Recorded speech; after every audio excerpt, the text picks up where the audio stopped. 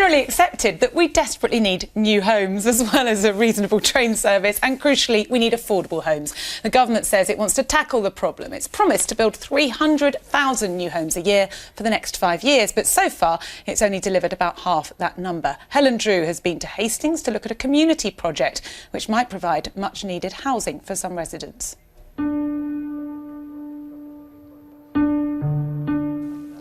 Once home to Hastings Power Station, this site could soon be providing homes for people. The station was removed brick by brick and the site left empty since 2003. Now a community group is planning to build affordable houses here, training locals who have struggled to find work to do the building. When I started here, I was still addicted to heroin.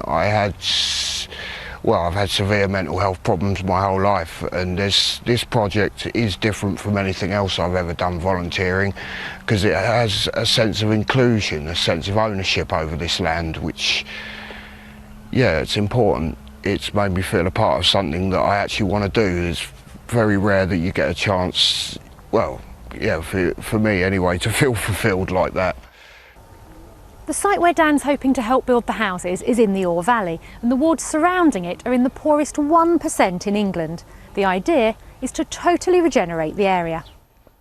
The houses will be partly prefabricated and eco-friendly.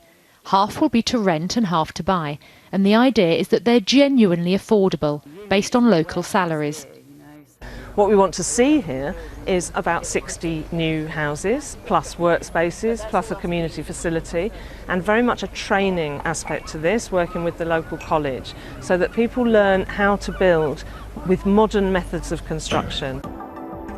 It's a model that Jess has already helped bring to life down the road at Rock House. Here there's office and community space, plus 6 flats. Bob's lived here since it opened last year, and his rent is just under £400 a month. This is a safe and secure place to live. I feel very happy here. The people here I feel I can trust, and we all look after each other's welfare. To live here, various factors are assessed, including housing need and commitment to the local community. The building was previously underused, and through various grants was brought back to life for around £1 million. We are self-managed by the tenants, which means that individual tenants are involved in things like fire safety, managing the cleaning contracts, other maintenance jobs. We have a resident who comes and does odd jobs around the building. We have somebody who's recycling champion, and there's an extraordinary cohesiveness across the floors. People are very committed to what we're trying to achieve here, and committed to the success of each other in the building as well. And that does make it a very special place. Across the southeast there's a big demand for affordable housing. As an indication here in Hastings, last year 537 applications were made to the council for housing, and this year that's currently more than double at 1,386. So is this the future? Locals taking house building into their own hands. I think it's the only possible answer. I mean, once upon a time housing associations were a great answer, but unfortunately they have changed a great deal since the 1970s, when they were a bit more like us. They were, local people coming together to come up with answers.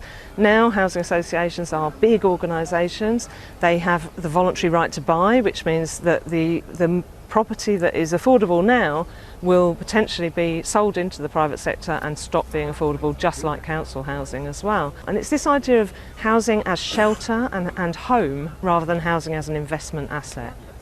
Before they can cut the turf, they need to own the land. Hastings Borough Council has given them permission to use it for 18 months, yet they don't currently own it. They also need around £10 million, but they are determined. It's inspirational, it's noble, it is a chance to change people's lives. Yours included? Oh yeah, it already has changed my life. The people here hope to lay down the foundations for their futures, but with so many new homes needed in the southeast, is people power enough?